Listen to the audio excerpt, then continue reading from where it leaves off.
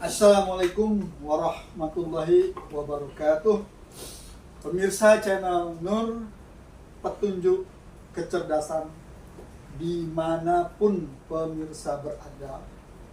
Selama pemirsa bisa mendengar, melihat channel kami, khususnya pemirsa yang baru pertama kali melihat channel ini,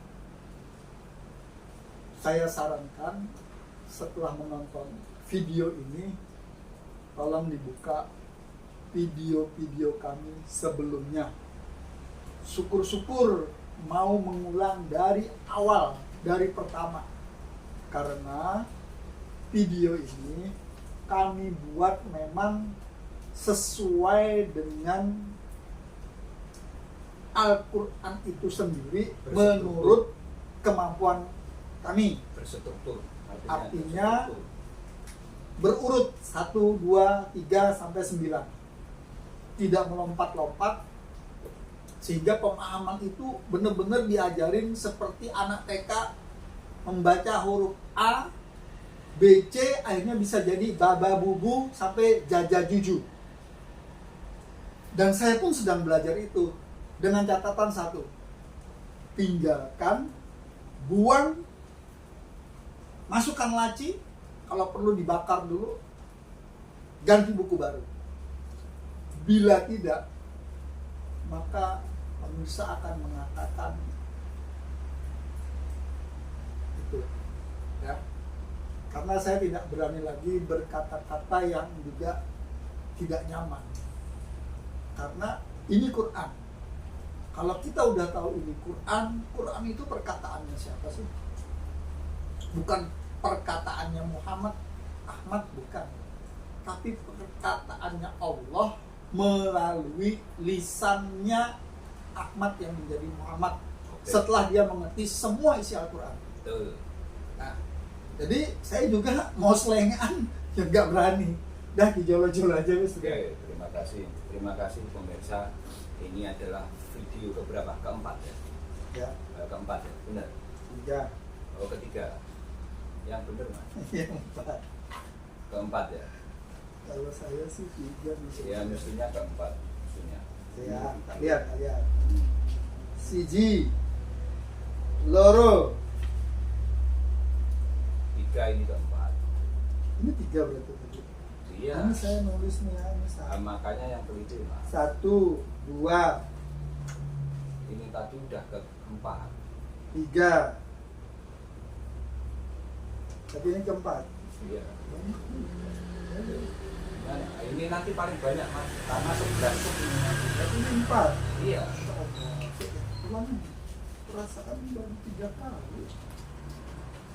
Ya, pertama tadi tuh abadi sementara keilahian, kemanusiaan. Udah keempat ini Mas. Manusia, kemudian integrated yang kedua. Berarti yang ketiga barusan ini meyakini. Oh ya. Oke. Yang teliti sayangnya. Iya. Langsung ke hadapan saya sampai ada ya, yang lebih dari yang lainnya harus. Oke. Terima kasih. Jadi ini video keempat ya pemirsa. Jadi ini video keempat, ini lebih lumayan lagi karena seperti apapun kita memang membentuk struktur bahwa rangkaian apa yang mulai dari dasar sampai nanti dengan memahami tentang dirimu itu sendiri, sehingga nanti kalau sudah complicated kamu akan mengenal Allah itu sendiri.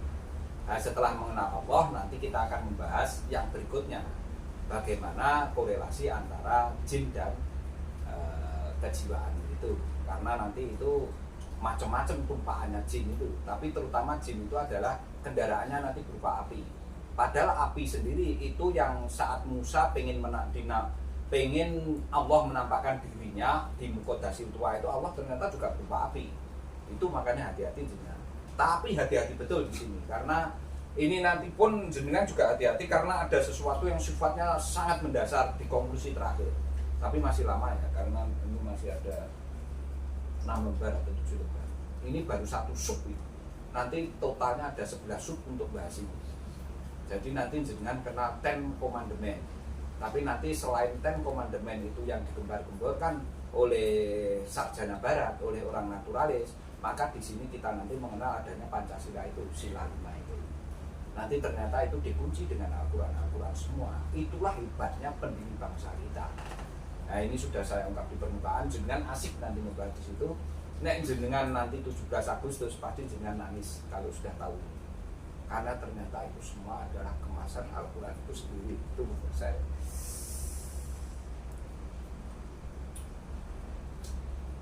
Jadi ini video keempat bahwa sebetulnya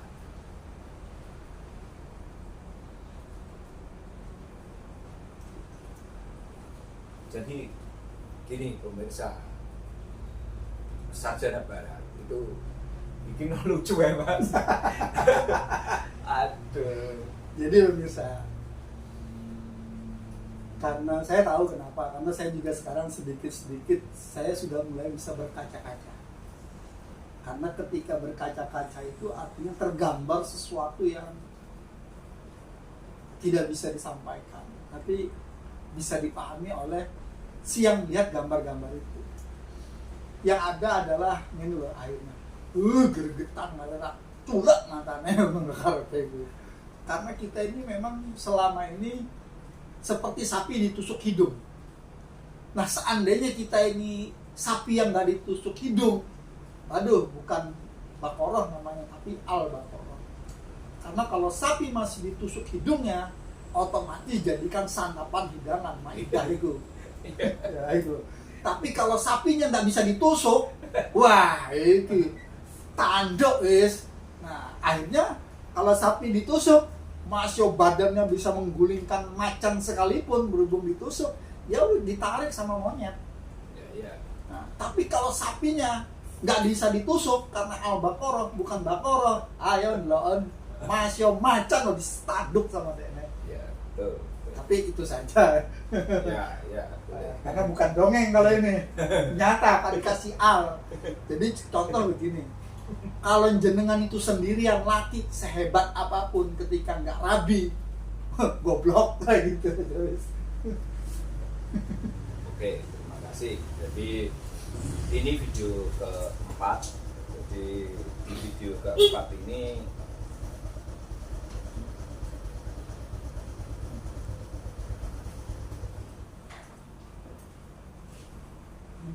ya, ini video keempat. Masuk. Jadi sarjana barat itu Assalamualaikum. Waalaikumsalam. Mau nggak langsung gabung? Besok kerja. Oh besok kerja. Kita oke. Matur suwun Kang. Matur suwun. Ini subscriber pemirsa channel yang selalu hadir di rumahnya. Kalau nggak sibuk ya. dia kesini. Kalau sibuk Mohon di maaf. rumah. Ya. Ya. Karena besok kerja. Iya. Mohon maaf pemirsa.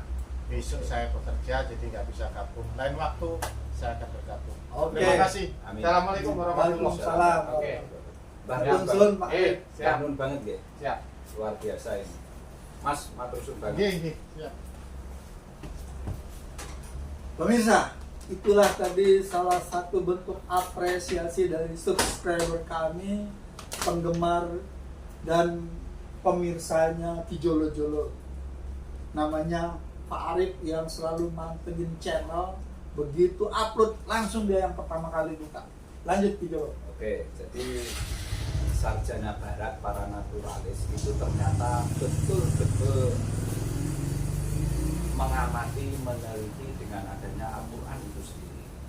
Jadi panjenengan begini, jenengan nggak usah khawatir dan nggak usah takut selama yang memberikan fatwa atau selama yang memberikan penilaian tentang sesat dan tidak itu manusia, nggak usah takut. Karena sesungguhnya yang bisa menyesatkan itu hanya Al-Qur'annya Allah itu. Dan yang memberikan fatwa tentang halal, haram, tentang riba atau tentang apapun bentuknya, apalagi hal-hal yang berkaitan dengan aturan-aturan, hukum-hukum, ketetapan-ketetapan, norma-norma, kaidah-kaidah yang dari Al-Quran itu sesungguhnya ya hanya Al-Quran. Ya. Kalau sekedar fatwanya orang atau sekedar apa, itu enggak usah jenengan pakai. Karena apa, ngapain dia itu mestinya juga harus pakai Al-Quran itu. Jangan pakai fatwanya dia. Kalau dia pakai Al-Quran dan jenengan harus takut. Makanya kerja di bank atau dia ngomong ini itu enggak usah kamu gubris. Karena hanya dia mau omongnya, kecuali dia mengetengahkan Al-Quran dan suratnya itu, Quran suratnya itu. Dan jenengan harus takut karena itu pedoman hidupmu, itu blueprintmu sendiri. Makanya jangan sampai jenengan tidak menggunakan itu. Nanti kamu pasti tersesat satu itu. Kalau tidak tersesat jenengan menjadi jahil, kebodohan. Kalau tidak menjadi jahil jenengan menjadi tertutup atau mabuk khomer itu tadi. Karena menutupi rasio logika kamu sendiri sehingga jenengan menjadi dolim. Dolim itu nanti ada dua, melebihi kapasitas orientasi tentang konsepmu itu, atau kamu menyimpan atau membengkokkan itu ya, hati-hati. Itu tadi penting, makanya digarisbawahi apa yang saya ketengahkan sebelum saya meneruskan video yang keempat ini. Jadi sarjana barat memandang Al-Quran dengan otentiknya. Sesungguhnya Al-Quran itu otentik dari interpretasinya itu ini bagaimana? Karena Al-Quran itu sesungguhnya yang sampai ke kamu itu kebanyakan interpretasinya itu.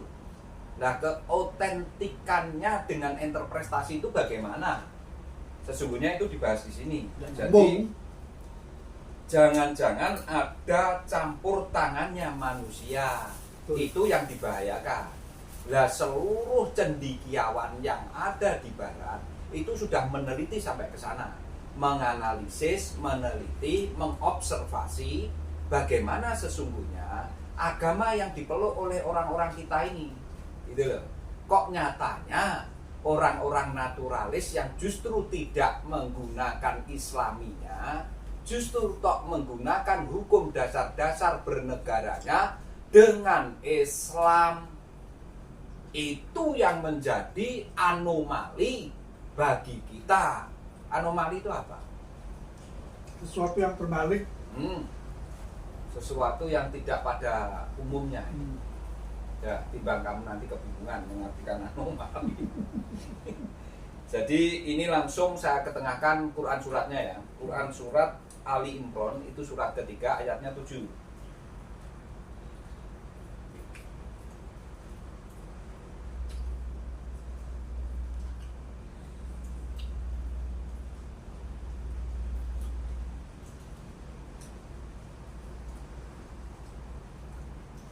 Bentar, saya langsung baca artinya aja ya.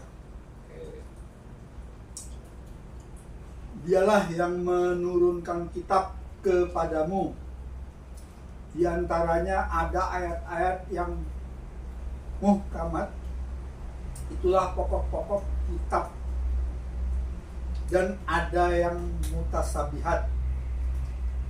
Adapun orang-orang yang dalam hatinya condong pada kesesatan, mereka mengikuti yang mutasabihat untuk mencari-cari fitnah dan untuk mencari-cari takwilnya, padahal tidak ada yang mengenalkan takwilnya kecuali Allah.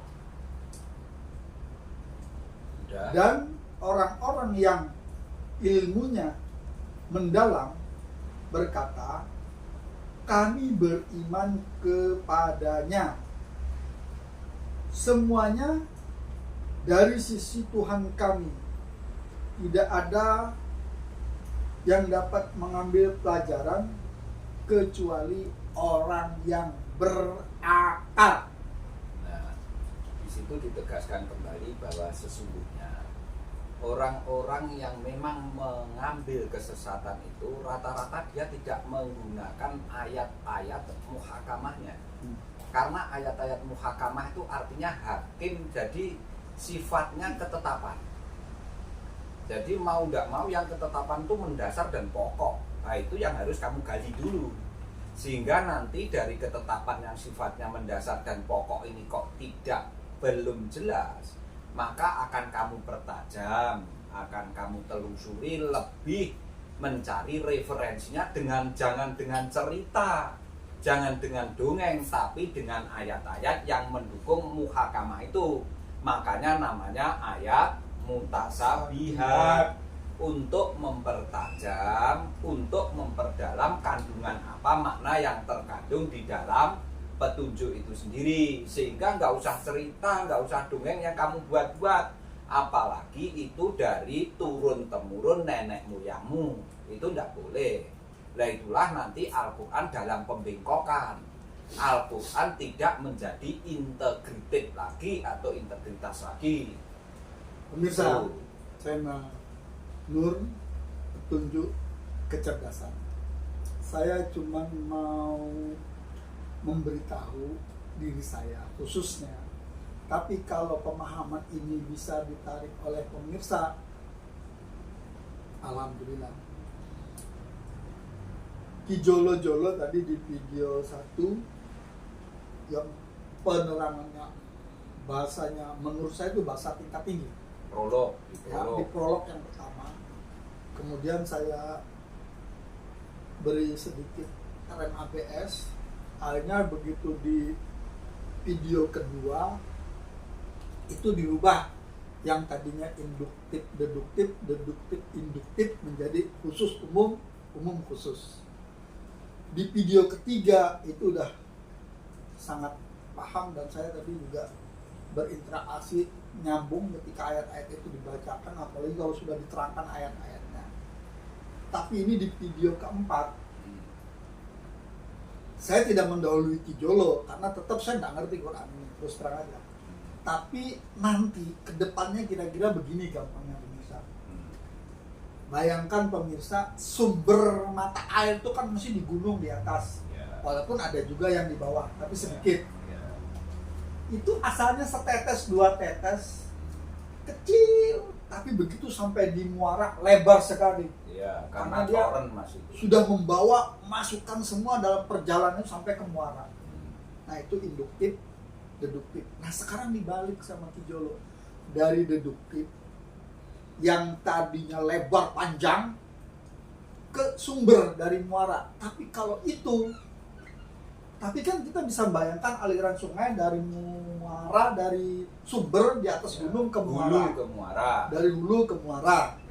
Tapi ketika kita dibalik dari muara ke hulu, seperti jalan, kalau kita lihat di sini lebar, akhirnya mengecil ke atas gunung. Kalau lihat jalan lah ya, secara fisik, kasat mata. Ya kan mesti jalan tuh kalau kita bayangkan dari sini ke atas gunung tuh mesti jalan itu begini orang gambar. Nggak ada yang menggambar begini. Oh enggak. Itu aliran air tadi. Nah ini nih. Tapi akhirnya saya ingin menyampaikan, ketika yang awal, yang akhir, yang zohir, yang batin, berarti ketika yang batin, yang zohir itu akan kelihatan ketika air laut diuapkan ke atas. Itu dari yang luas, akhirnya keluarnya tetes-tetes. Menjadi hujan. Nah itulah batin, zohir. Kalau sebelumnya dari sumber tuh Zohir batin. Nah, itulah pemirsa. Ini saya nggak tahu Morono dapat kayak gini, dan ini kalau nggak dibukakan sama Ki Jolo cara berpikir ini sampai mate lah. Tetap lisanan Arabiun itu saya katakan Quran ini dari bahasa Arab. Karena saya dapat pelajarannya sejarah di SMA dari bahasa Arab Quran itu. Tapi hari ini dengan saya mengenal Ki Jolo sekian episode dari awal sampai hari ini, saya baru tahu kalau Quran itu diturunkan dengan lisanun Arabiun, mudah dipahami, mudah dimengerti, dan dari orangmu sendiri di sekitar situ. Itu pemirsa. Kenapa saya menceritakan ini? Agar pemirsa juga punya semangat seperti saya untuk belajar Al-Quran, bukan untuk siapa, tapi untuk nanti ketika kita ditagih di panenanmu, lumbungnya penuh, bukan di panenanmu dimakan tikus kabeh kena pusok. Aduh, loro. Wes, kata Ki Jolo lanjut. Oke, terima kasih. Jadi begini, Karena sarjana barat itu tidak yakin dengan otentik dengan keaslian Al-Quran itu sendiri, maksudnya gitu, jangan otentik lah. Tapi bahasanya otentik, artinya otentik itu keaslian Al-Quran itu betul-betul apa enggak? Padahal Al-Quran itu kan yang menjaga Allah sendiri, tetap otentik. Sejak awal tadi kan sudah dibahas bahwa sesungguhnya Al-Quran itu tetap otentik dan universal. Tidak ada kebengkokan, lurus karena sirotol mustaqim itu sendiri. Dan Al-Quran ternyata wajah wakul jal haku wazahakol batilu inal batila kanar zauqa wa nunajilu minal Quran mawa syifa'un wa rahmatul lil mu'minina wala yajidu dhalimina ila khosaro. Harus ke sana arahnya. Karena Al-Quran memang sumber kebenaran, bukan lagi sumber kebatilan maupun pembenaran. Itulah Al-Quran. Itu makanya di surat ini kita jangan terlalu menitik beratkan pada tafsir atau pada interpretasinya itu sendiri, tapi sesungguhnya kita harus menitikkan kepada al-azimnya itu sendiri, sehingga nanti menyentuh kejiwaanmu itu sesungguhnya Al-Quran, sehingga menjadi ro'aya.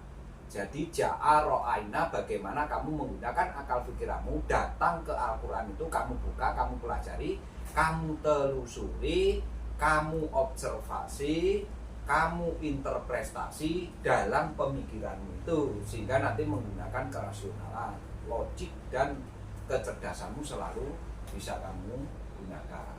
Gitu loh. Saya langsung bertanya nih gitu loh, karena saya kalau sudah kayak gini nggak sabar, bukan berarti saya itu mendahului pemirsa, enggak. Tapi saya juga butuh pemahaman. Gimana? Kijolo pernah lihat bendera Israel? Iya, tahu. Apa bendera Israel? Bintang itu. Kan ada bintangnya gini, Ya. bendera Israel. Tapi kalau didetailkan itu apa? Sesungguhnya ya tentang ketuhanan. Wong itu 7. Oke, sekarang saya mereview semua yang pernah Kijolo omongkan. Karena remaining 7 sistem itu. Ya, jadi Kijolo selalu mengatakan bertuhan, bertauhid di awal-awal. Kitab-kitab itu segitiga. Tapi sesungguhnya bintang itu 7. Makanya orang sana itu pinter remaining sistem yang 7 itu. Jadi gini bintang itu bentuknya. Ya, Nanti itu kan dulu. 7. 1, 2, 3, 4, 5, 6, 7. Bendera Israel itu bukan 7, tapi 2 segitiga sama sisi digabung. Cuman yang satu begini, piramid, Ya, yang satunya dibalik. Ya, dibalik. Itu jumlahnya 6. Dan 6 itu sesuatu yang gaib tapi diyakini. Karena dia sudah ada titik tengahnya. Ya bintang karena maaf saya tadi menerjemahkan 7 ya. Ya. Ternyata 6 kan. 6. Ya, 6 itu seperti simbolnya Ka'bah. Karena Ka'bah itu bentuknya kubus. Kubus itu sisinya kan 6. Ka'bah sisinya 4 lah. Ya 6. Oh, kalau atas bawah ya. Mungkin Ka'bah itu 4.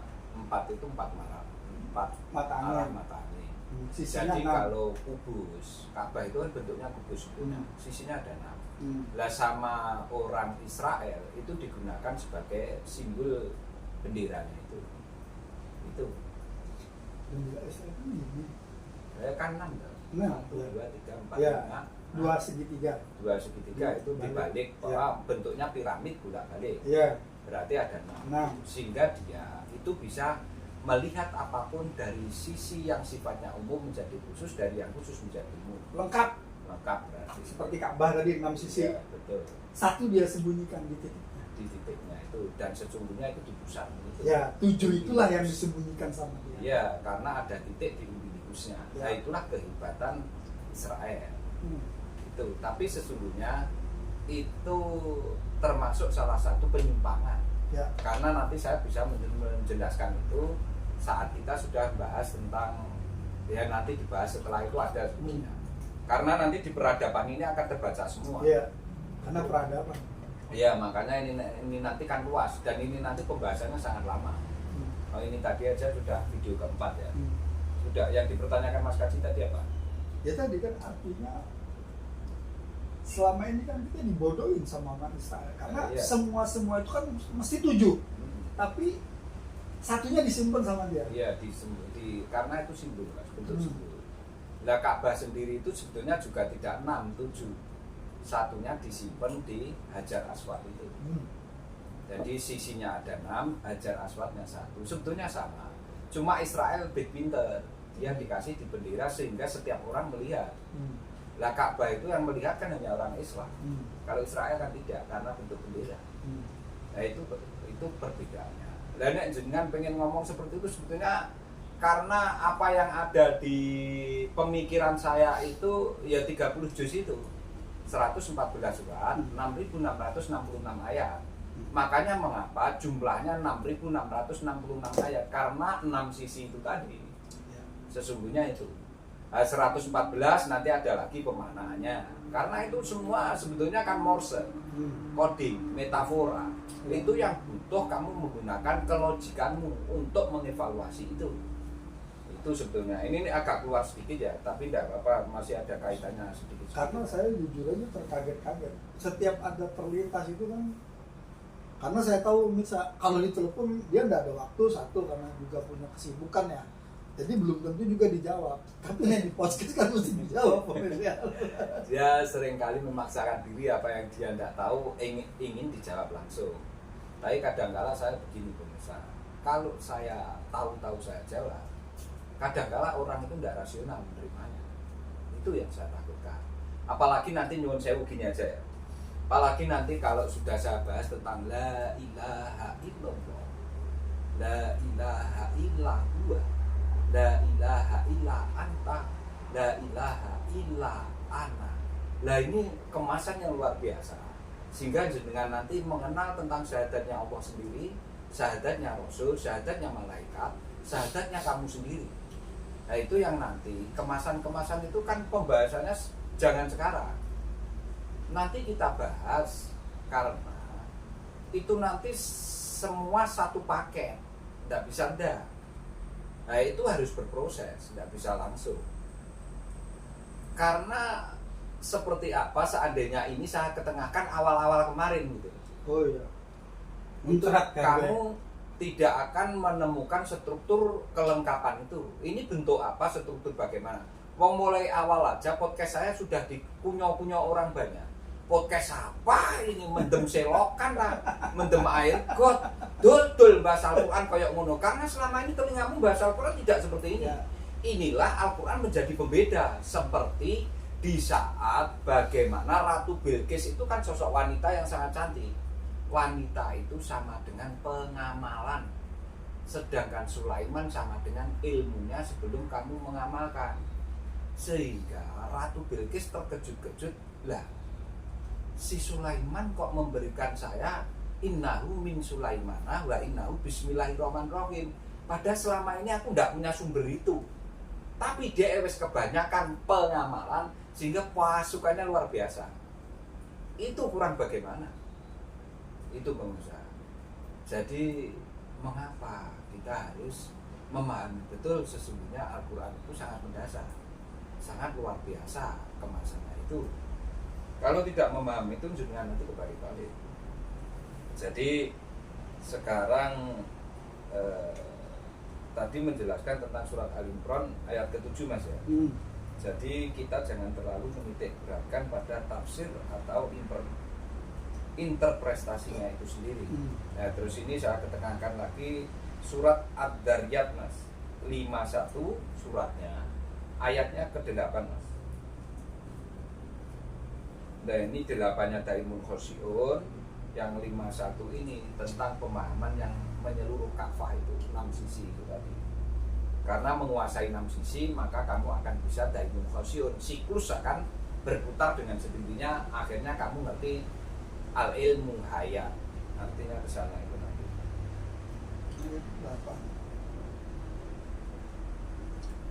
Bismillahirrahmanirrahim.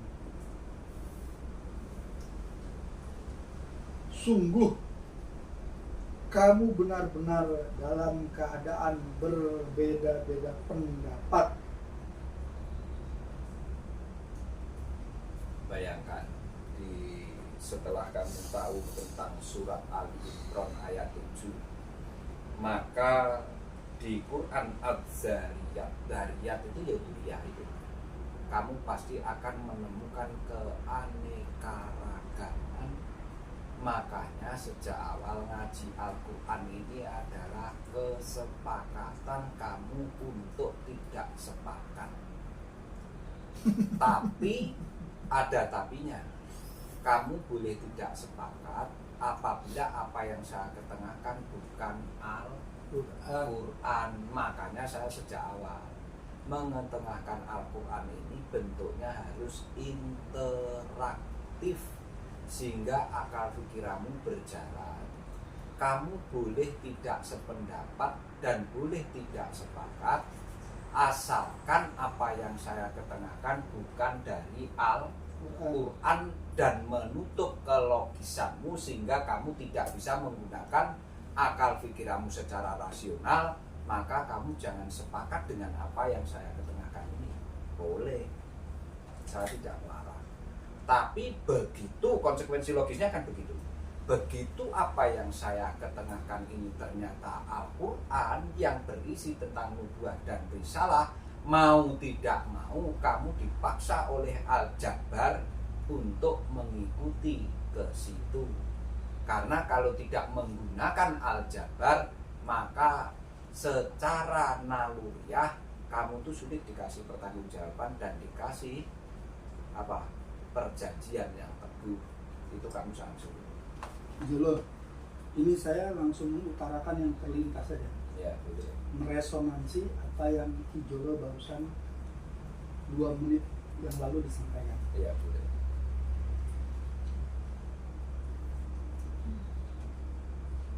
Nafsun wahidah. Ya. Nafsun asalnya dari wahid, dari yang satu. Ya. Ketika ada 8 miliar Iya. di muka bumi ini kan ada 5 benua. Iya. Anggap aja ada seperti benderanya PBB atau Olimpiade itu kan ada 7 warna. Iya. Saya tidak membahas yang di bawah Barjakun, Ya. tapi saya membahas yang di atas Barjakun. Ya, Karena berarti di situ bersemayam Sidratul Muntaha. ya. Sidratul Muntaha itu semua berpasangan. Telinga kiri kanan, Ya. mata kiri kanan, Ya. hidung kiri kanan. Ya. Ya, itu menandakan Lah mulut ya berpasangan, Mas. atas bawah. Betul. Ya, Dan untuk makan dan minum. oke. Ya. Yang saya ingin yang tampak luar dulu. Di muka bumi ini dari 8 miliar penduduk, 5 benua, ada 5 warna kulit, 5 warna mata, 5 warna rambut. Tapi bisa dikunci di hidung. Masya warna-warni kulitnya lubangnya ada yang 4 apa ada yang 1, kan tetap 2. Ayo, kulit hitam, putih, ungu, merah, hijau, kuning, tetap lubangnya 2. Iya, matanya juga 2. Dan dihadapkan ke bawah.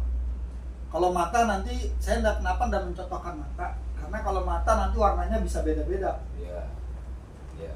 Kalau telinga juga sama, lubangnya mesti 2. Masya kulitnya macam-macam. Iya. Cuman kan kejauhan, ngeliat di depan aja nih hidung. Iya.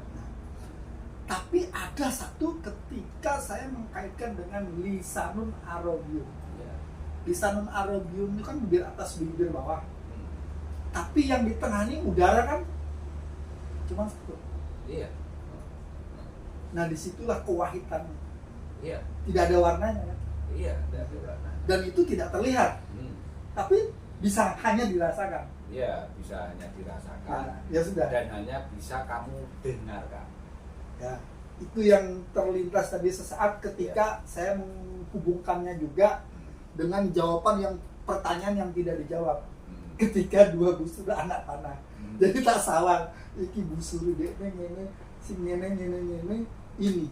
Makanya akhirnya lisanmu bukan omongannya, tapi yang keluar dari omongan itulah harimaumu. Iya. Nyokot apa dicokot kan ya?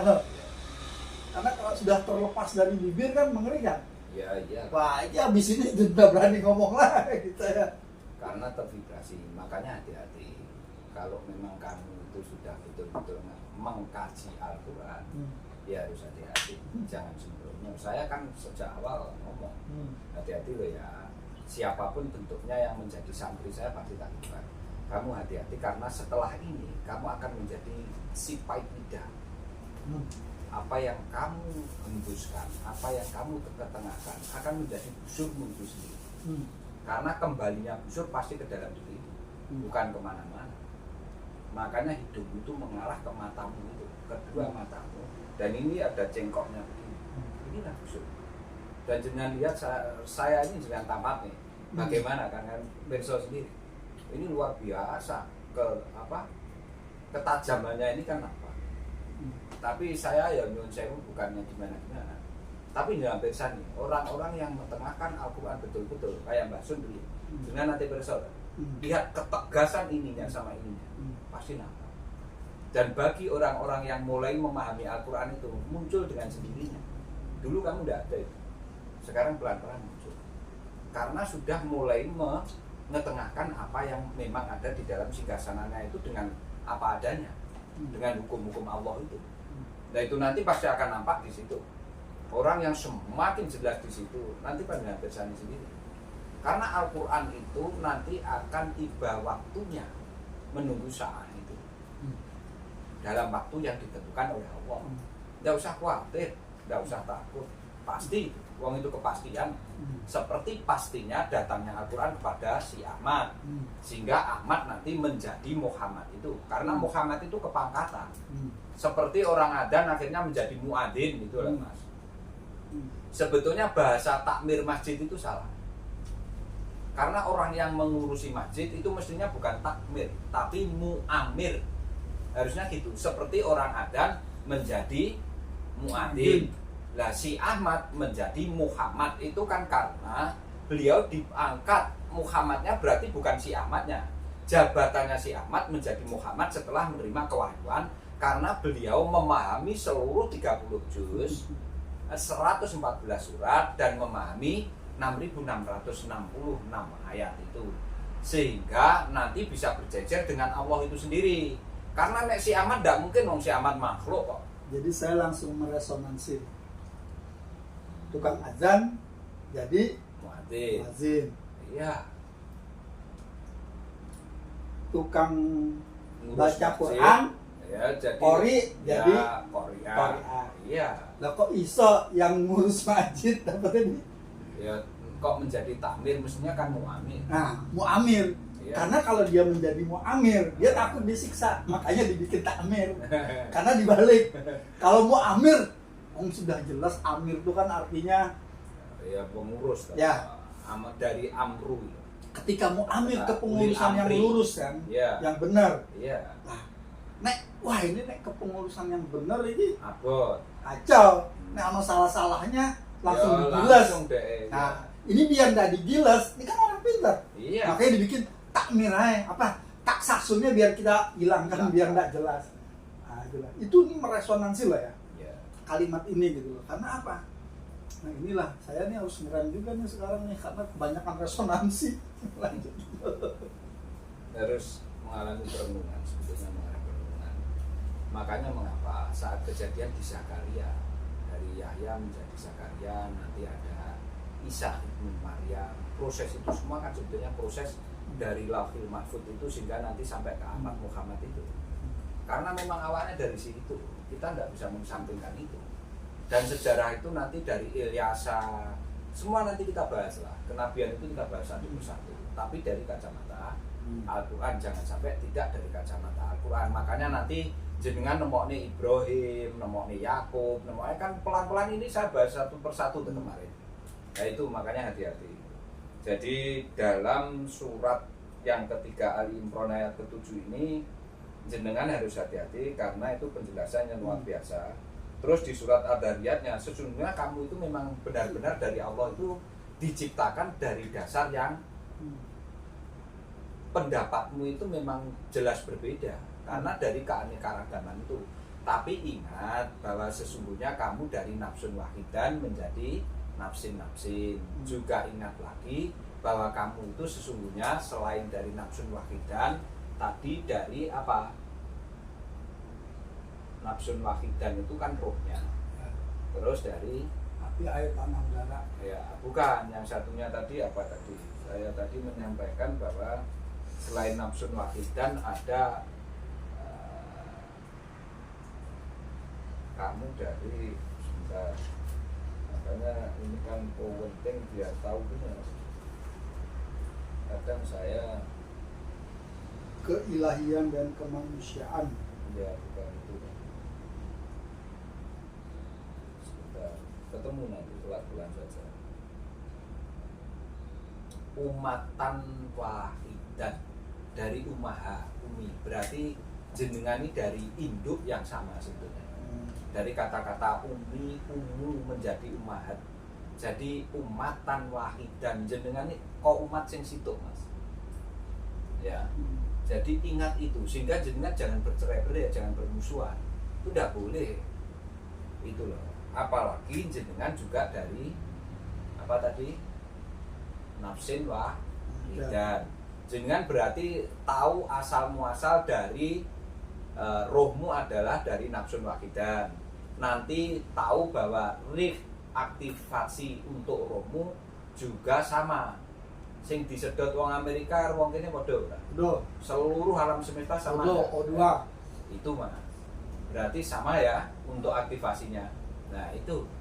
Terus ternyata kamu juga dari umatan wahidan. Padahal di situ ditunjukkan bahwa ya itu nanti aja lah. Jadi sekarang di aduriyatnya sudah jelas bahwa kita sepakat untuk tidak sepakat.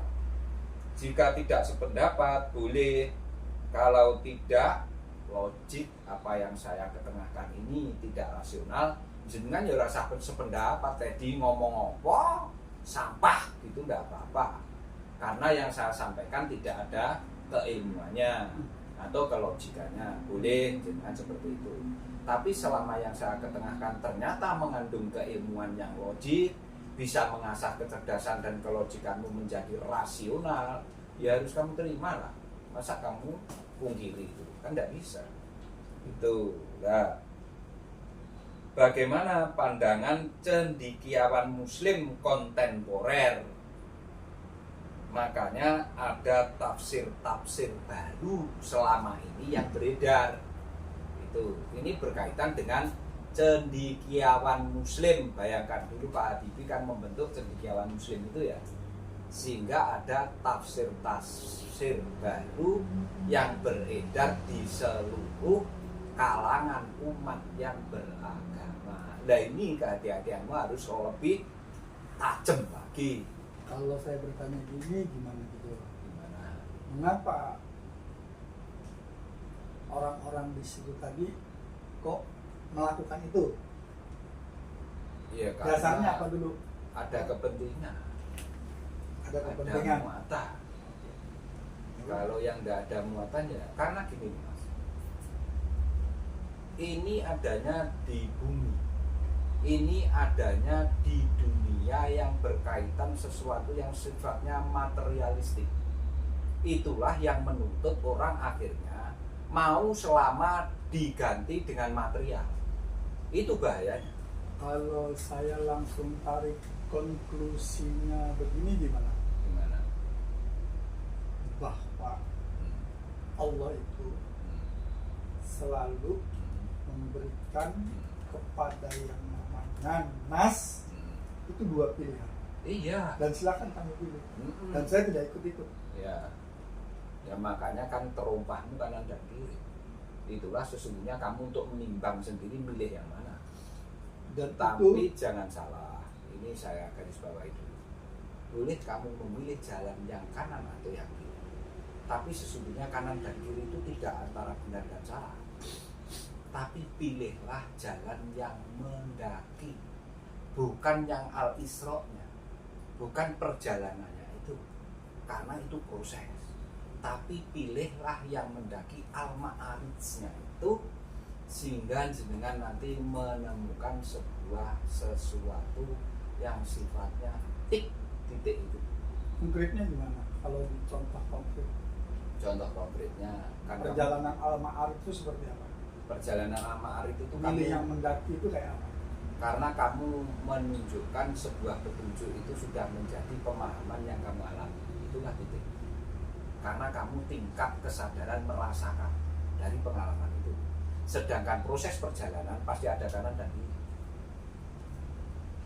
Masih sulit ya? jenengan mengalami hidup ini kan pilihan, ada kanan dan kiri. Tapi menentukan sebuah kebenaran kan pada satu titik, tidak bisa kamu pungkiri itu. Al-Quran itu sendiri. Ya otomatis, makanya kamu bismillah sampai waladolin amin itu kan bak dari bawah kamu tarik ke dalam dirimu. Itulah kamu sebetulnya kan titik toh. Saya kan ngomong, tik-tik itu kan desiran hatimu. Lah itu proses hidupmu. Kalau kamu tidak kembali ke titik terus bagaimana? Ini tadi katanya dari umum ke khusus titik. Atau dari yang sifatnya titik ini menjadi melebar. Karena memandang alam semesta ternyata unlimited. Karena kamu itu titik-titik-titik itu dari sesuatu yang sifatnya sangat kosmik.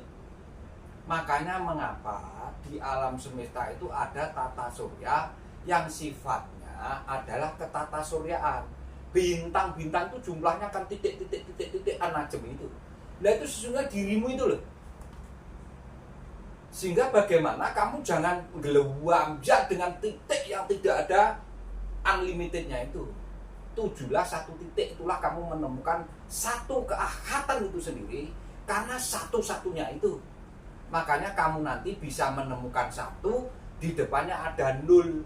Artinya satu itu keahatan, nol itu adalah universe-nya itu sendiri.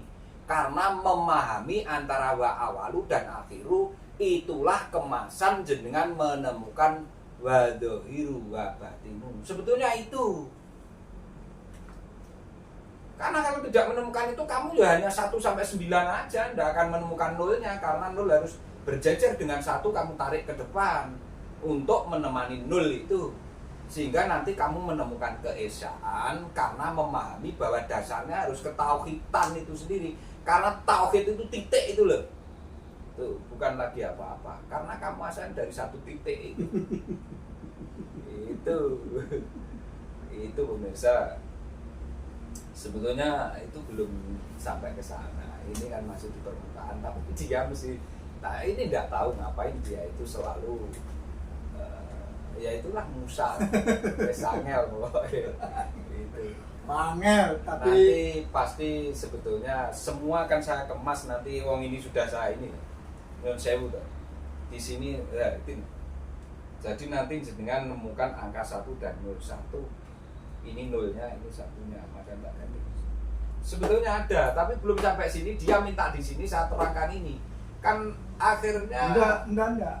Jadi saya tidak pernah berpikir seperti gitu. itu. Saya hanya meresonansi ya, setiap yang keluar. ideolog dari mulut saya langsung tembak karena langsung juga terlintas di sini. Jadi saya tidak pernah berpikir yang disampaikan tadi, Pak. Iya. Tapi apapun itu, apapun itu, satu yang saya pahami adalah kalau saya lagi tune in, saya begini. Tapi kalau saya lagi ngantuk, tak terima aja dulu. Nanti baru di rumah saya dengarkan lagi. Ya kan beda orang lagi konsentrasi sama tidak konsentrasi. Ya. Kalau lagi konsentrasi, hajar terus bapak. Dia keluarin apa, ya tanyakan itu. Ya, Ternyata pertanyaan itu menjawab yang 2 langkah, 3 langkah di depan. di depannya. Kasihan pemirsa karena loncat-loncat dikira pembahasan Enggak. saya tidak untuk. Enggak. Jadi karena kan saya ini menyambung video-video belakangnya. Saya enggak mungkin kan bertanya yang di depan kan enggak mungkin, belum Iya. dikasih pelajaran kok. Ya. Tapi ketika yang di belakang yang disambungkan, contoh yang hari ini saya nikmati adalah sebuah kegoiban. Goib itu kan yang sebelumnya tidak terbayangkan dan terlihat, akhirnya ada. Iya. Ya. Dari video podcast pertama, kok ada bayangan masuk, tapi kan nggak pernah wujud. Hari ini bayangannya masuk wujud, ono tinggalannya. Goibnya nyata. Minahis layat asik. Kan tidak pernah selama podcast ada bayangan masuk. Biasanya cuma bunyi doang, cetak kan. Suaranya ada, tapi kok ono gotrine barang. Nah, saya ini gotrine banyak di sini langsung. Lanjut gitu. Oke, baik. Jadi dengan ini kita bahas kembali bahwa jadi nanti kita teruskan ya pemirsa ke video yang kelima, ini video keempat. bagaimana pandangan cendekiawan muslim kontemporer, makanya ada tafsir-tafsir baru beredar dalam cara pandang dan dalam cara beragama kita. Itulah nanti menimbulkan banyak orang memahami tentang mistis, apa itu yang sekarang beredar. Banyak orang sudah tidak respect terhadap keagamaan, sehingga dia memilih yang sifatnya ya nggak beragama rapopo gitu. Ya. Jadi sudah tidak respect terhadap keagamaan itu sendiri. Itu bahayanya sampai ke sana nanti sebetulnya, karena generasi penerus kita jangan sampai seperti itu. Makanya saya kadang gini, saya yakin bahwa saya punya darah daging. Nanti suatu saat darah daging saya itu juga akan mewarisi apa yang selama ini saya miliki, dan aku yakin itu karena DNA saya sudah dibawa dia. Itu. Tapi ya udah, itu nggak usah. Sudah itu aja. Nanti kita teruskan ke video berikutnya, Mas ya. Oke pemirsa, satu, bahwa sekarang untuk mencocokkan nasab siapa bapaknya mesti tes DNA, atau nggak ada tapi tes DNA itu untuk mencocokkan siapa ibunya, nggak ada. Selama ini orang berani membayar tes DNA karena untuk membuktikan ini anak siapa, bukan ini ibunya siapa. Iya. Ya karena spermanya dari bapak, dia tempat wadah aja, penyempurna. Oke pemirsa ya, kita lanjut di video berikut pemirsa.